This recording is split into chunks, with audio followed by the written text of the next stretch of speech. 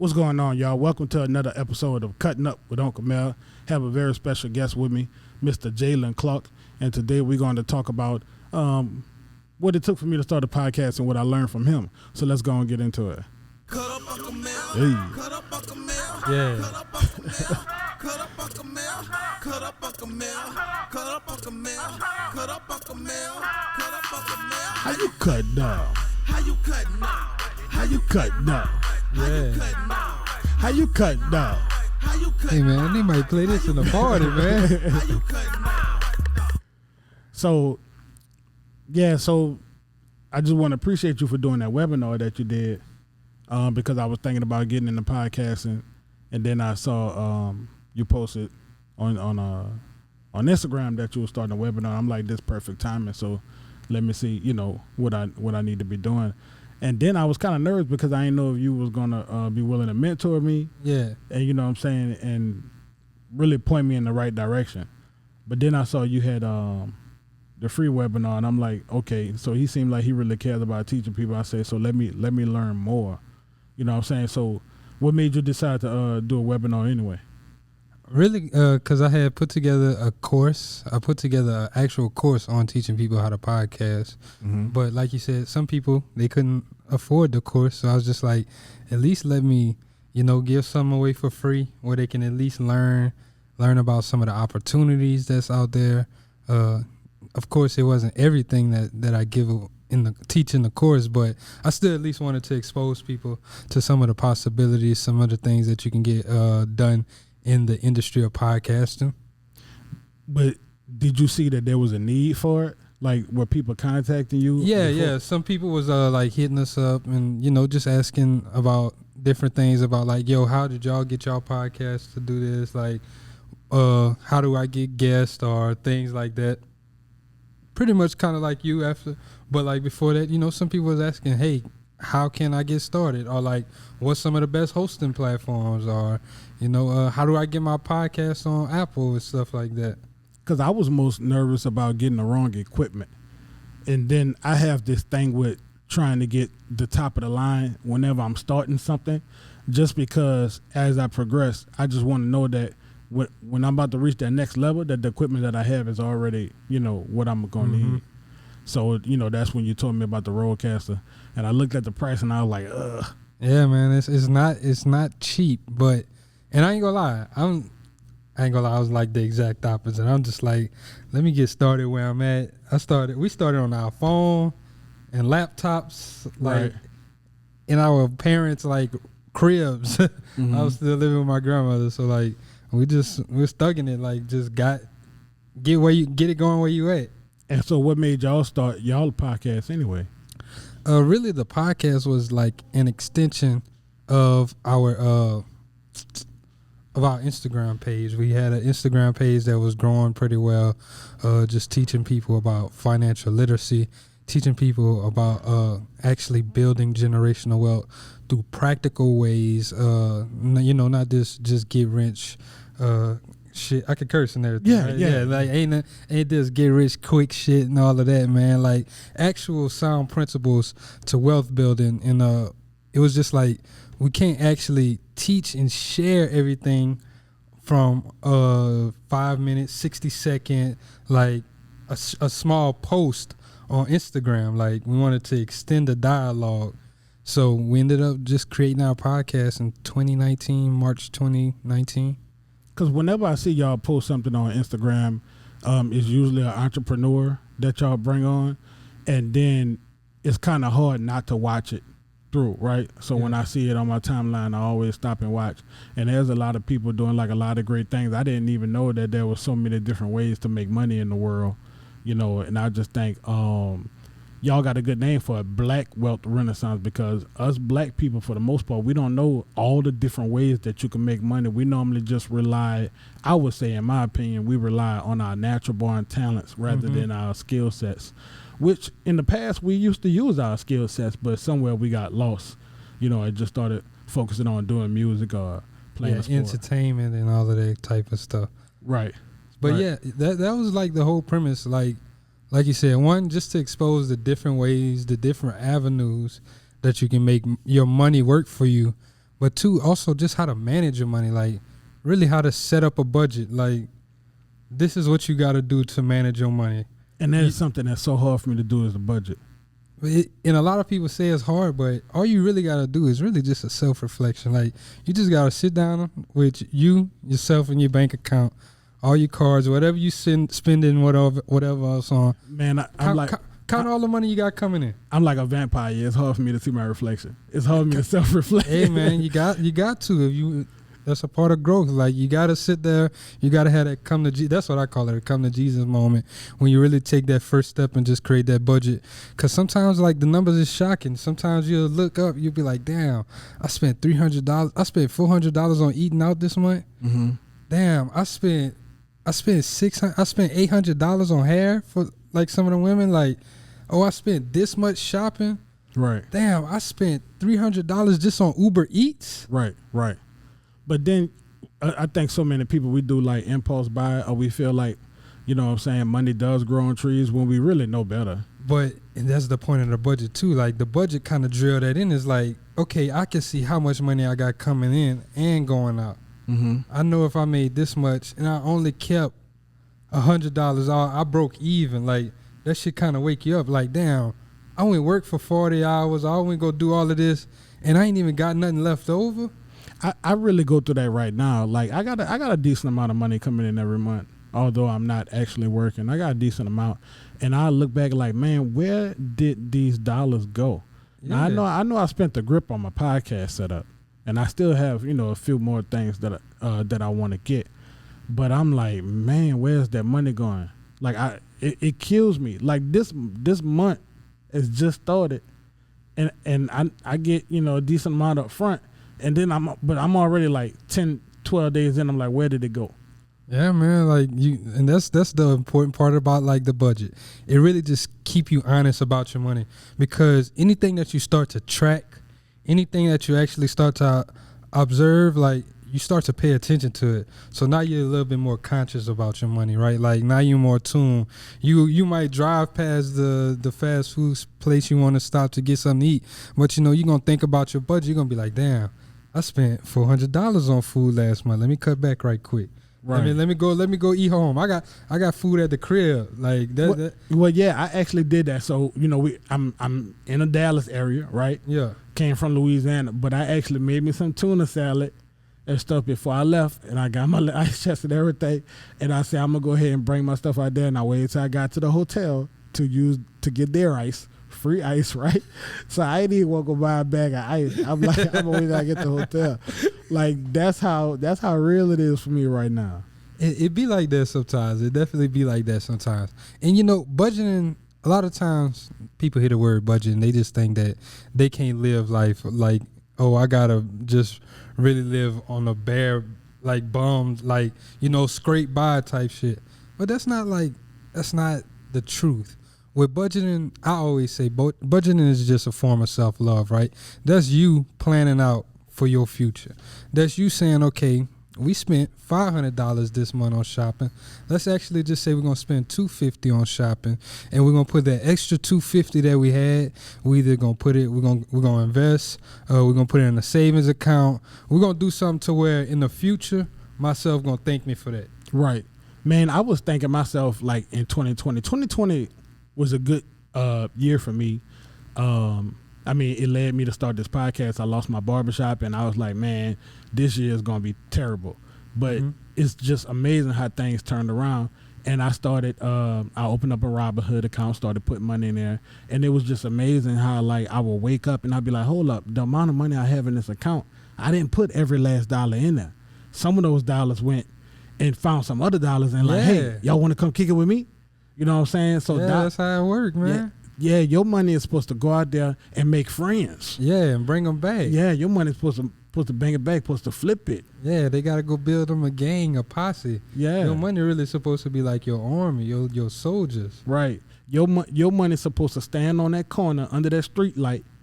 Instead of you doing that. Right. Instead of you doing that. Right, but the thing is. And guess what? The good thing about money is it ain't got to go to sleep. No. That money can work 24/7, 365. Money don't understand sleep.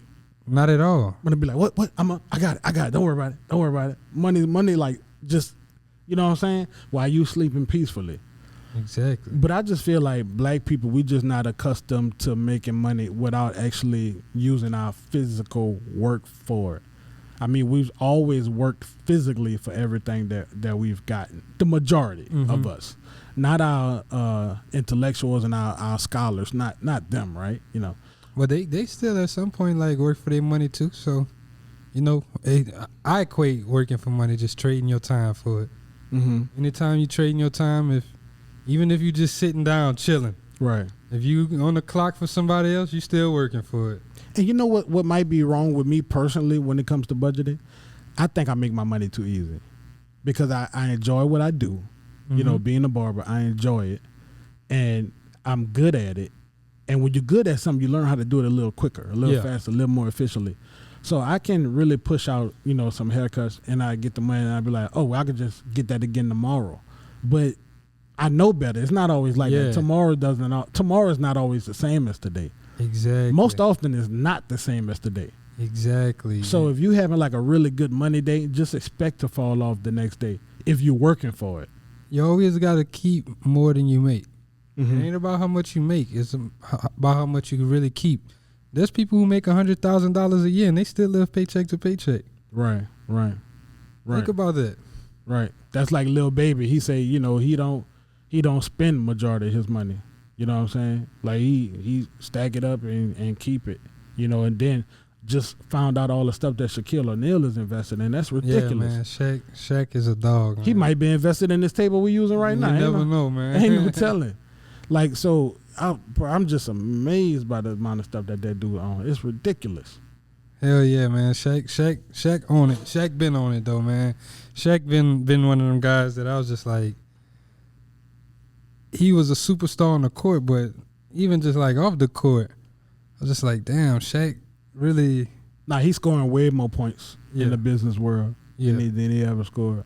Yeah. And what got me into investing last year was I discovered Wall Street Trapper, you know. Shout out to Trap. From the city, you know, and then he leveled up, but he got that good power circle around him too, man. The recession-proof gang, you know, the circle of CEOs. And that's something that I've been looking for too, is just to get out there and vibe with people and build that sense of community too. Because, correct me if I'm wrong, but in my opinion, investing is not something that you could really do alone. But the first person I saw invested that I really wanted to be his mentee was OP. O'Neal Parker. Parker. I mean, you can invest alone. It just depends. Like, you can invest alone in like the stock market, you know. Mm-hmm. You can invest by yourself. But sure, you know, you pull together some money and you got like 5 friends with each one of y'all each got $1,000 to $5,000. You know, that's a little bit more capital that y'all can work with, that you can make grow. So now you got more leverage on your side.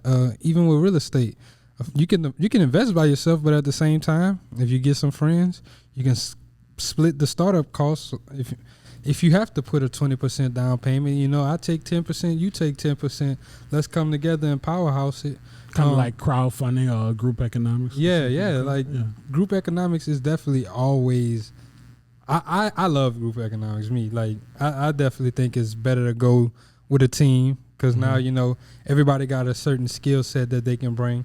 Everybody look at things from different perspectives. So now, you know, you can make a more well-rounded approach and a more well-rounded decision once you hear from everybody else too.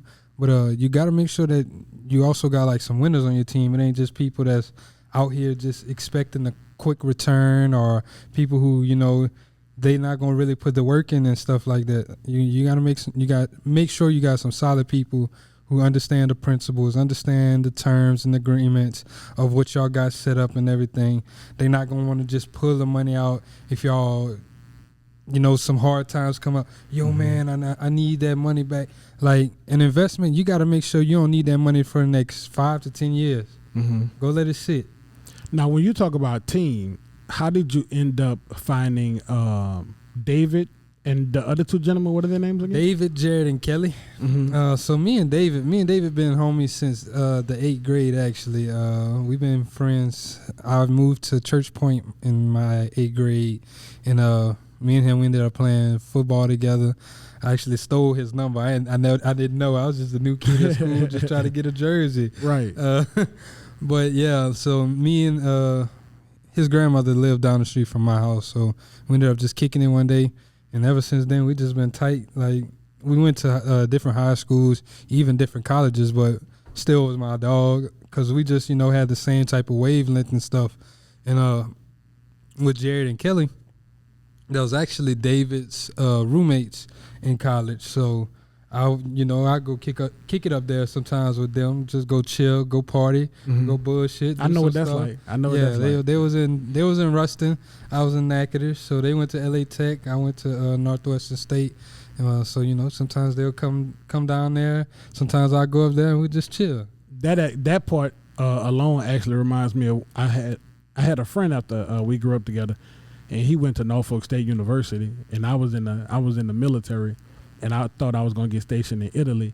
And then I ended up calling him. I was like, tell me about Virginia again. So I used to go kick it at Norfolk State University, so much to where people thought I was going there. Yeah. But, yeah, it's definitely good to have a group of people that's like-minded and going the same way and pushing you. I just love having mentors or OGs in my life, people that help guide me. You were definitely one of those people, especially when it comes to the podcasting thing. And now I'm going to use this as a learning moment, and you can use it as a teaching moment.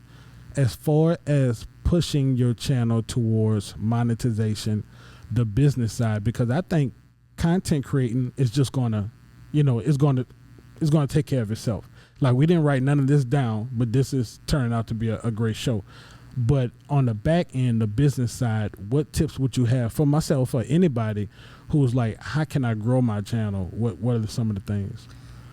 I hate to say this, it's gonna sound so cliche, but the very first thing is always consistency. Like, you gotta legit do this shit, whether one person watching or you got 100,000 people watching. Like, right. You gotta stay persistent, you gotta stay with it, you gotta stick with it until the rubber meets the road. Like, sometimes you might not want to do it. Sometimes you wake up, you got the don't wants. Sometimes you wake up and, this person canceled on you and shit like that. Yeah, like, I made an episode about that. You still gotta figure out, okay, how can I make sure the show go on? Yeah, show must go on. So, like, you gotta make sure that you stay consistent with it. Have a backup plan. Mm-hmm. If you gotta rock it out by yourself, rock it out by yourself. Yeah. Always make sure that you can remain consistent in the game of content, like, just period. You gotta remain consistent.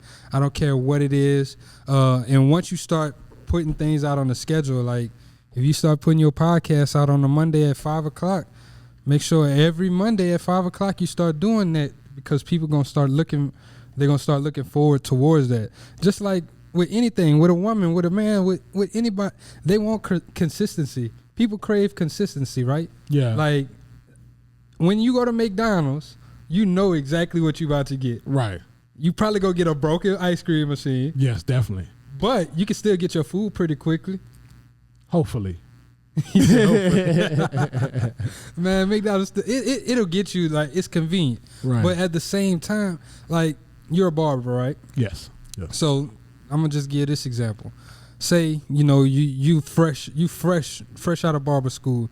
You doing everything. You make sure you shampooing hair, like, you giving them the works, like, right. The works. You trying to build up that clientele, right? Mm-hmm. 2 months pass by, you're not doing as much. Oh yeah. You might not be doing the hot towel around the neck for free no more. You might not be doing this. You might not be doing that. Somebody gonna come in that came in the beginning. Right. They're gonna expect what you gave them in the beginning. They caught you before you leveled up. Exactly. They don't know you just leveled up. Exactly. Right. They gonna expect that. So now, at first, y'all gotta go to Mel. He do this, he do that, he do this. Like, he taking care of you. Right. The next time you come in there and you're not doing the same thing. Right. Man, I don't know what's going on, man. Mel kind of tripping, y'all. I don't know if I want to fuck with him. But I'm gonna give him one more time. I come back. you're doing even less, or you got something totally different going on now. Like, yo, we not even doing haircuts. We just doing dreads and this. Right. Switch it up on them. You're not consistent. Not consistent. I've had that happen. Like I told someone that this was my price, and then they asked me later on, but it was like 6-7 months later, they came and got their haircut, and then when I told them what the price was, they was like, "What you told me this?" I'm like, "But that was like a long time ago. Things are going to change." So not with price though. Okay. I'm just like services. Yeah. Like the way you doing it. Like, okay, I'll even give it for like a woman, right? Yeah, because I actually used to massage dudes' knuckles, and then I stopped. Wow. Used to give them knuckle massage. Just that part. I really do. I don't know what type of shit you was on, but massage knuckles. I guess. But like, even for like a woman, right? You come home 5 days out the week, every day after work, right? Right. You still, hey baby, how you doing? I love you. Every day. You come home that Saturday, you don't say that shit. Oh no. Oh. What's she gonna say? Who cheat? What's wrong? You got? What's going on? Where's she at? Because you're not being consistent. Yeah, you gotta stay consistent. I actually knew that though. I bullshit you not. Here's a little story. When I got my first barbershop, I used to stay in the barbershop till like 11 midnight, sometimes 1 in the morning, and wouldn't go home until like really, really late, because I didn't want my wife at the time to get accustomed to me coming home early, because I knew that they had some real popping seasons around that college campus, especially if the football team was winning, and I would get a lot of haircuts. You know, people wanted to come in and look like their favorite player and stuff like that. And I really did do some late nights where I was really actually working. But even if I wasn't working, I would still stay just so she could expect me to be home, late. So yeah, that's true. You gotta set that in the beginning. That was one thing I learned. Yeah. So very first thing, always remain consistent to your craft, whatever you're doing, right? The next thing is, what type of value are you providing? And people hear the word value, like what does that mean? When I say what type of value are you providing, what are you doing to improve someone's life? What are you doing to actually make their life better, right? And you can do that through various few ways, right? You can inform them, you can educate them, inform or educate. You can entertain them. Okay. Or you can actually just relieve stress. Like, you can make their life easier, like remove some type of friction. Uber, for example, right? It was hard as fuck to catch a damn taxi. Yeah. So if I can't catch Especially a taxi, for the black man in New York. I can't catch a taxi, but Uber said, you know what? We'll fix that for you. Open up that app and just request one. It don't matter what you look like. Somebody is gonna come get this money. Right. I bullshit you not. The first time I was in New York for the first time in 2019 January, and I actually was able to catch a cab, and I was like, I didn't know that they actually pick up black people, because I always heard that they didn't. Even and my cab driver was black, but I was like, damn, he picked me up. I'm like, Uber must have a chokehold on the game. Yeah, man. They picking up black people now. Exactly. They need that money. Even with Amazon, right? A lot of people like to talk shit about Bezos just because he's so rich and everything, but you got to think about the shit that he's done. Right. He introduced 2-day shipping. Yeah. Who was doing that before that? Nobody. You can order something and online, you can have it 2 days. I live in Dallas, bro. For free. I get some shit next day. I ordered something at 8 p.m. one night. And it don't be nowhere near Dallas. The next morning, my shit was on my door at like 10 o'clock. I wonder if Amazon had their own planes by now. You think so? Like cargo planes? Yeah, they got planes. They got Amazon. Yeah, they got Amazon with it. Man, I think people really just be hating on Jeff Bezos because he looked like old boy from the X-Men. You know what I'm saying? I know what you're talking about. Yeah, but he's not in the wheelchair. That's providing value, right? You making someone's life. You're actually trying to enhance their life. Right. Even like through comedy and laughter, you're enhancing someone's life. Cause that's what I struggle with. It's like I'll do an episode, I'll put an episode out, then I'll ask somebody, did you laugh? They be like, nah, but that was some real shit though. I'm like, well, I could accept real. I'll accept real over laughter any day. Yeah. But like with my show, I'm only 38, but I promise you, man, I got so much content from just my life that I know that I could help somebody if they are just willing to sit down, subscribe, like, comment, share, hit that notification bell. If they're just willing to do those things and just watch I promise you they can learn from me. The whole reason I started this channel because I used to mentor the people, and then I would get good feedback from the college students that I was mentoring. I'm like, man, they was like, you should be a stand-up comedian, whatever. But I'm like, I really just want to be real. And that's why I say Unkle Mel. In our community, Unc is a person that you respect, you admire, an older person, of course, right? And then Unc would usually replace the father if you didn't have one. Yeah. You know what I'm saying? So that name Unc is like a badge of honor for me, and I take it serious. But I struggle with, I don't know if my content is really serving the purpose. Only time gonna tell for me. Yeah, I was about to say, and that's another thing, like with content, you don't just come out the gate on fire. Like, unless you're a big celebrity and you just announce, yo, I'm about to get on Instagram, I'm about to get on Twitter, like, and I ain't have it before. 9 times out of 10, your shit is just like, it's not about to just pop like that. Everybody started off with 0. Right. On every channel, like every social media medium. Right. You start off with 0. Right. Like, you gotta figure out how to really make it hot. Like, and like you said, only time is gonna tell. Time and the people. Right. Like, listen to what the people say. Like, you got to differentiate between hate and actual constructive criticism, of course. You know, because everybody's going to have haters. But there's also some people who offer actual constructive criticism, and you can listen to that and really use it to level up as well while you remain consistent. So you got to remain consistent. You got to add value. You definitely got to listen to your audience. You got to understand the ways to communicate with them, the ways to actually target them. And then you also, to monetize, so, you know, YouTube makes it kind of easy because I can just monetize through ads or whatever, right? But at the same time, if you offering a product or a service, you gotta throw the offer out there. You gotta ask them to buy it. You gotta tell them about it. Right. Like, you gotta market it. You gotta put it in their face. True. And you can't just market it on your stuff, because at one point you'll tap out your audience. Like, you got to go outside of your audience and start collecting new people to come into your audience. Right. And that's something that I thought about too. You know, that's why I reached out to you. I'm like, oh my God, I almost went to Texas without contacting Jay. I'm like, man, I almost made a big mistake. You know, so, but I definitely glad that you took this interview. But that is something that I was concerning myself about. And like you said, the difference between constructive criticism and just hating. Because I did an episode about Alpha Male. And you know, one of my subscribers was like, I don't really like that content. I said, but you know what? You're not an alpha male. So I could see this might even offend you. If you just don't like it, that's cool. But if you're not an alpha male, because I know him personally, I'm like, you're not an alpha male. You don't fit the description of the person I was talking about. But then he was like, yeah, you're right. You did teach me about this girl that was messing over me when I used to come to your barbershop. I said, so that's my whole point. So you've already heard this from me in the barbershop.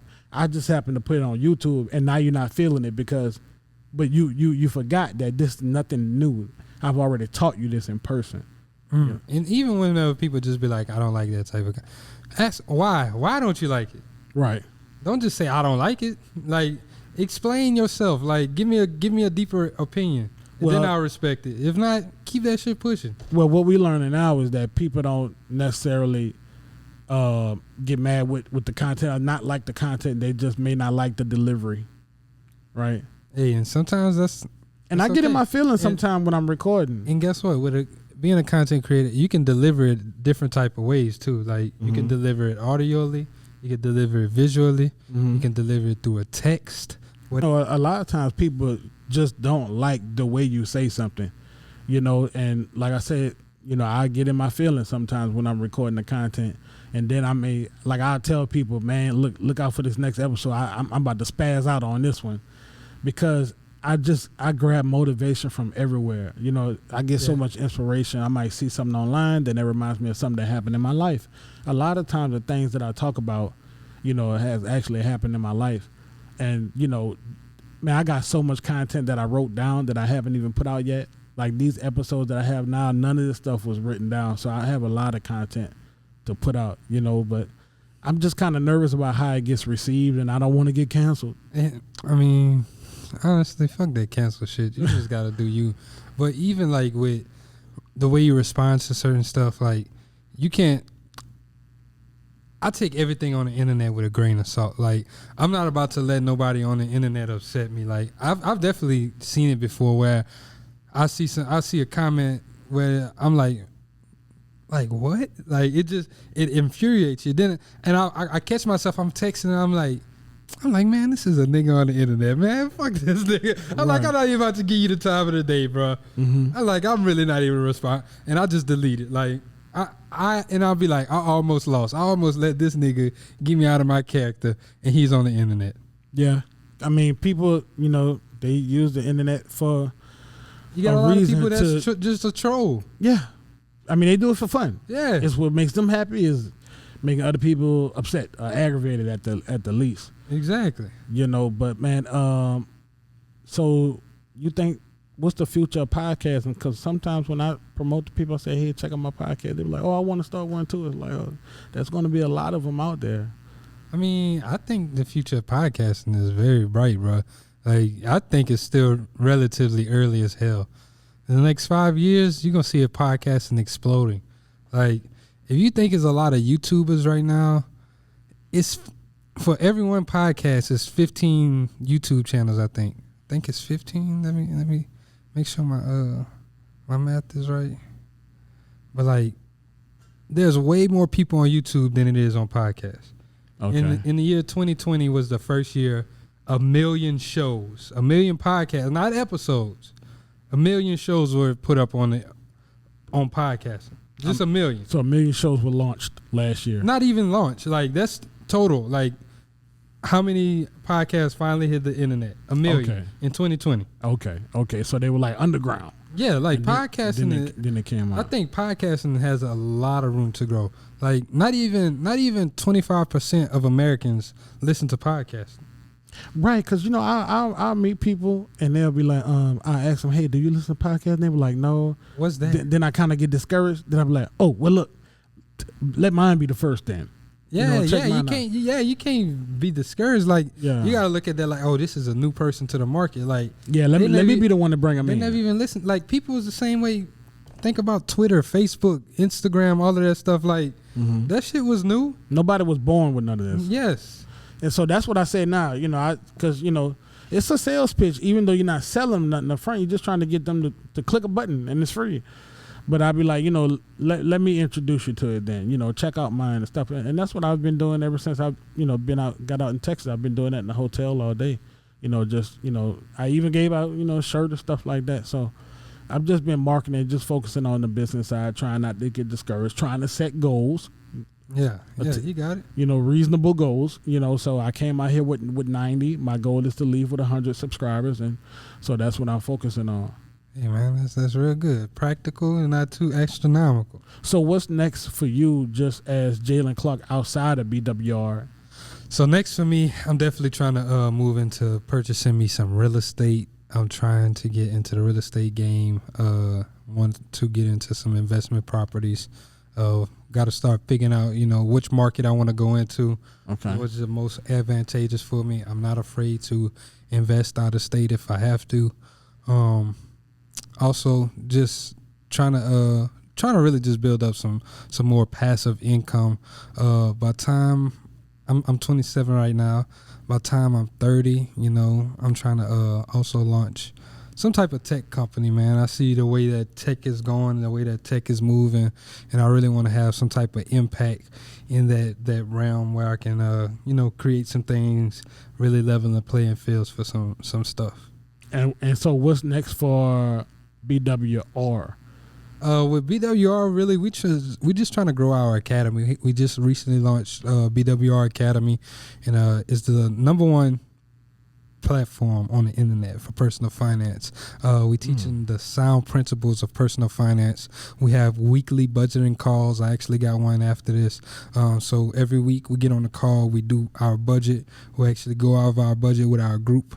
So for people like you who struggling with that, like, right. You can join us. We go over weekly budgeting calls, and we, set goals and show you how to actually break down your paycheck by percentage and stuff, so you can actually understand, okay, I can live off of 50% of my check, and I can do all of this type of stuff. Invest 20% or save 10% for myself. You always got to pay yourself first. So Right. we go over things like that. Then we have weekly calls from industry leading experts, teaching people about life insurance, retirement accounts, credit. Investing in real estate, investing in the stock market, really just getting you those sound principles for building generational wealth. We're going to have a lawyer come through, speak about wills and trust and everything like that. So. Okay. Yeah, that's important because I need to get a will because I just bought my first piece of property. So whenever you have anything, and now this is just my opinion, but whenever you have anything, you need to get a will, because if you buy a house, even if you didn't pay it all the way out, you still have the deed and how much that house is worth, then that's how much value your will. Equity. Yeah, so, but I definitely appreciate you stopping by and let me do this interview with you. This was no problem, man. kind of short notice because I only hit you up a couple of days ago, man. I was like, I totally forgot, like everybody I know in Dallas. It's all good, man. I appreciate you for hitting me up. So for my subscribers who may not actually be your subscribers, how can they find you and locate y'all on the internet? Okay, so if you want to follow Black Wealth Renaissance, there's this Black Wealth Renaissance. Just type in Black Wealth Renaissance on Instagram. You can Google it. You'll find us on Google. If you want to follow us on Twitter, that is BWR_movement. If you'd like to follow me personally, you can follow me on Instagram at _J, just the letter J, Clark, CLARK. 06 _J Clark 06. If you want to follow me on Twitter, it is Hefe, so JEFE clap, CLAP, Hefe clap. Yeah. And I'll definitely make sure to tag all that in the description below. Appreciate that. So I just want to appreciate everybody who's tuning in. Please don't forget to subscribe, share, like, hit that notification bell, and check out some of our earlier videos. Got a lot of great content coming towards you guys, as you can see, and I'll put all the description, all the links to the social media in the description below. This is Unkle Mel. How long you been cutting? That was a good show, man. Turn up.